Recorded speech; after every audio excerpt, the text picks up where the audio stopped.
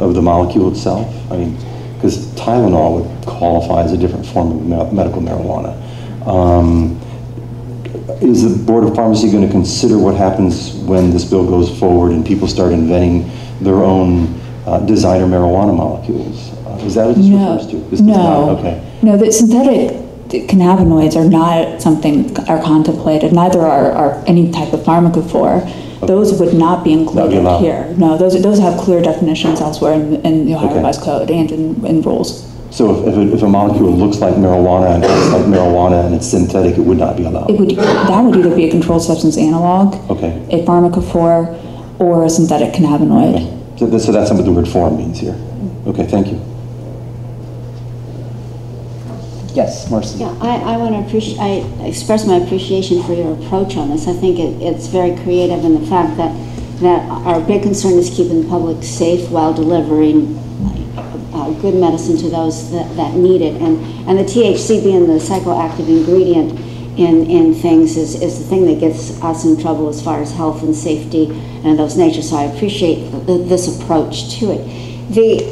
Having said that, though, in many cases, my understanding is it's the cannabinoids and the cannabidiols that are within the plant, which are really the healing powers are within those particular things or components, and that much of today's much of today's marijuana, that they've kind of been bred out to get more THC in.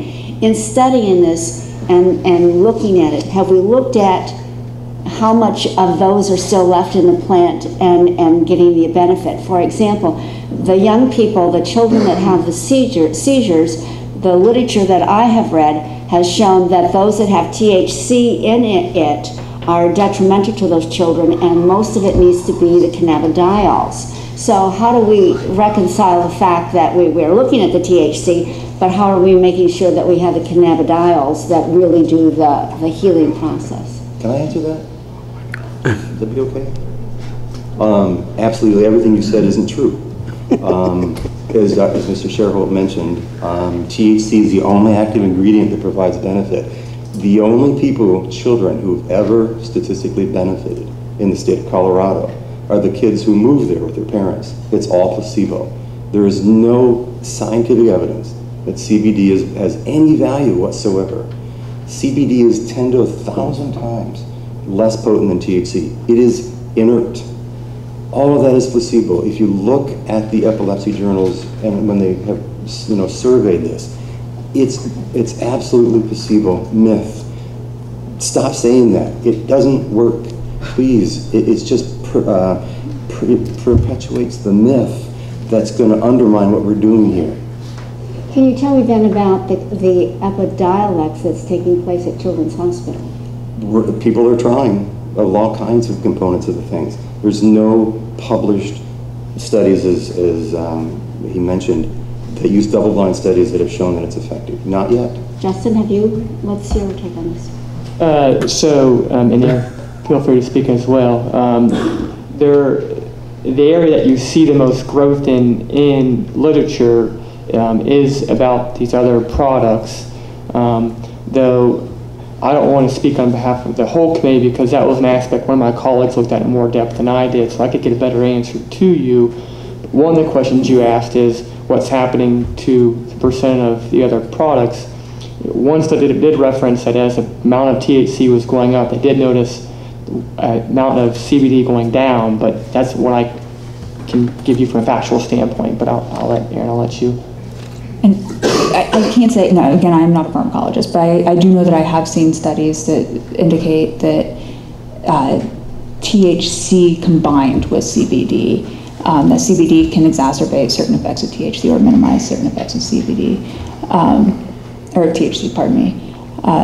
To the extent of which, again, this is not a field that's well developed, but there is a clear ensemble effect that people do recognize when they're combined. And again, that is not well understood today, and we recognize that. And our goal here is to develop a safe program, and so we're trying to reduce the risk of any adverse events. And THC is a psychoactive ingredient that's most likely to cause an adverse event. I mean, as mentioned, you know, this is a dynamic process, and as we get more information, we want to do what's best for the citizens of Ohio. You know, so if we get information that helps to change, you know, our approach, we are happy to take that information and use it. I certainly champion that. Yeah. That's why I try and make sure that these kinds of myths get squelched. I'm probably one of 3 people in the world who's actually done these studies. That's why I'm here. I am a neuropsychopharmacologist. I'm a neurochemist by training. The KI for CBD is almost 100,000 times higher than it is for THC. It's an inert molecule. The plant makes lots of them. People get caught up on these things. If we start telling families that CBD is going to help their children, and then they go forward and it fails, they're just going to go, well, it's all worthless science, and all of this is going to be moot. We can't have people misrepresenting the facts, because if THC is ever going to find safety and efficacy, then we've got to get the nonsense out of this. That's why, you know, that's what we're trying to do. Unfortunately, and this is, you know, the weakness that I bring, is that all we have are studies in animals. So does it work in humans? No one knows. That's where we are today. Including the THC, we don't know that, or do we? That's true, except going back about, this is weird, if you go back to the Chinese literature going back about 4,000 years, they were talking about using marijuana extracts on children with epilepsy that long ago. So if they're right, I have every reason to believe that THC was the active ingredient and would probably work. So that's a good thing. So the fear that I have, if I may, is that we know the THC in basically using marijuana on a developing brain has peril for that child. Yes. So if we don't have enough research to understand what the components is that we need to help those children are, and to balance the risk, as an individual, I'm scared about that. I don't want to tell somebody, go do it and use it and go for it, when in fact I don't have enough research to say this won't have long detrimental effects for that child. I think it's important to keep in mind that as you know, as we have, this is the bane of research in our field every day, Marcy. That's the reality, is that if we have any hope of trying to advance science, and I believe that in this country, the momentum is building to advance science in this space based upon regulatory action, more definitive research centers, more product being made available. We're on the cusp of it. But I think you can make the same argument for any new molecule that is tried to introduced anywhere in the world. There is going to always be that unknown range where we ultimately will settle on where we think we believe, and there are folks along the way that frankly are helped and harmed. I mean, if you look at the dual arms of many studies, you have to back people off of those because of that. I wish we had a way to minimize that, but today's science just does not have a way to minimize that. You know, one advantage we have though with this product over all the other compounds that have come before it that medicines had to deal with, is that we've got many millennia of experience by humans who self-administered this thing. That's, you know, not true of so many other compounds that we're working with. So we can look at that. It can help guide us, the epidemiology can.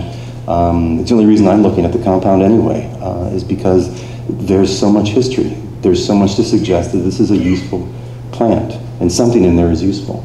And your point is well taken. We just have to figure out how to do it safely.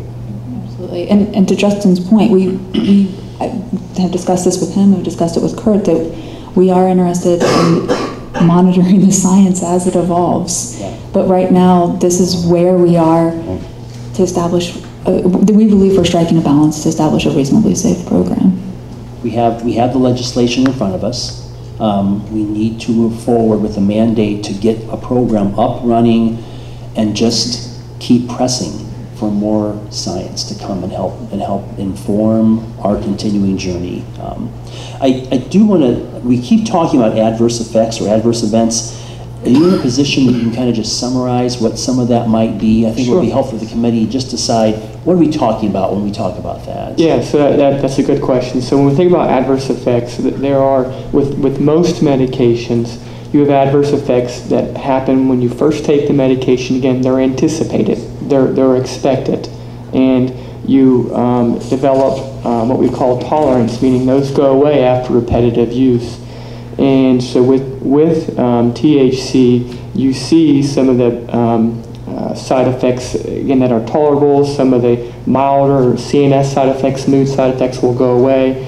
Then the ones that are cause more serious concern and which are more rare than they happen at the higher doses are some cardiovascular concerns. You can see some effects on the heart, and then at high doses you can see actually incidents of people having more problems with some serious neuropsychosis, I'm sure, which you could speak of. So mood altering effects that cause them to go the wrong way. And then there are also some hyperemesis issues, so nausea and vomiting can happen at higher doses as well. But so with the studies we looked at these lower doses, most of those adverse effects are well tolerated in patients and go away with repetitive use. And that would be relatively true even as we've collapsed tier 1 and 2. We would expect that same type of predictable as long as we stay within those percentage parameters. Yes, so what's interesting is, and it's somewhat with any medication, as you increase the amount given, you increase the amount of side effects. So the frequency of side effects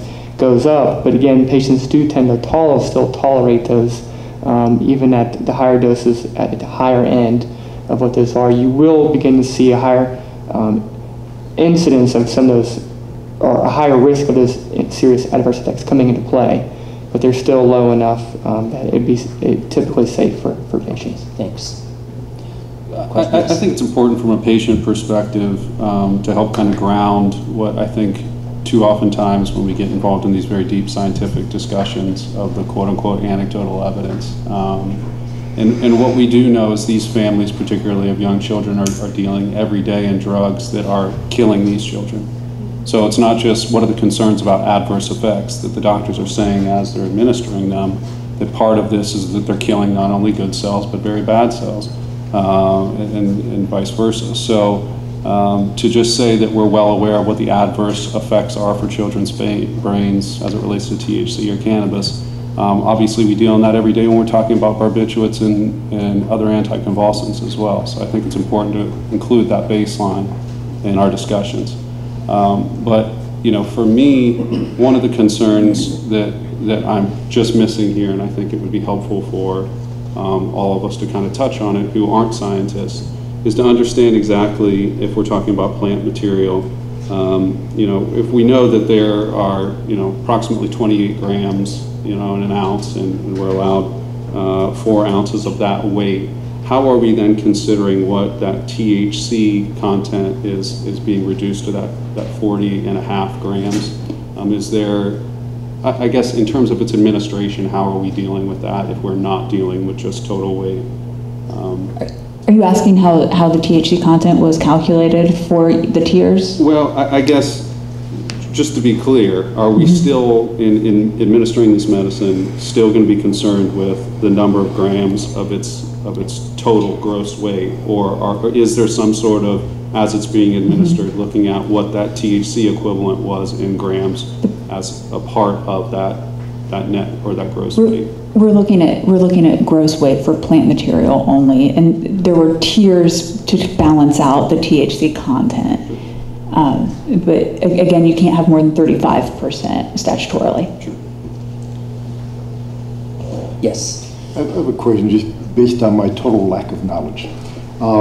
We have the oils for vaporizing, which are, we have the oils for vaporizing that are 4 times as potent as, or 4 times more THC content than the oils for oral. What is the difference in the end processed oil that would keep someone from taking an oil for vaporizing and consuming it as an edible?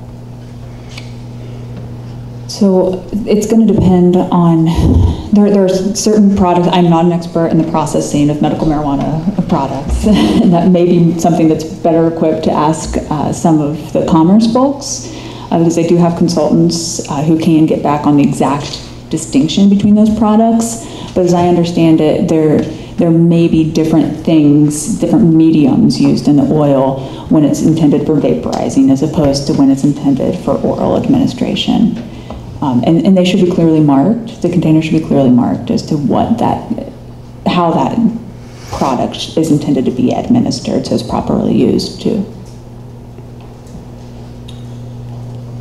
So, again, as we're kind of going through the rules here, those new forms, and I think it's worth kind of considering this now, in 8202, C1, and C3. So the first is scientific evidence capable of being reproduced by multiple scientific experts. I mean, I would think that for it to qualify as scientific evidence, that would be almost implicit in it, that it would have to be repeatable. Is there some sort of concept that evidence would be brought to you and then your group would somehow have to be able to repeat it? Or I guess I was unclear as to what the intention of including that clause was. At a minimum, somebody who reviews this with expertise should be able to understand the study and acknowledge that it's capable of being reproduced. We're not looking to necessarily go out and reproduce independently in every case the scientific studies that are presented.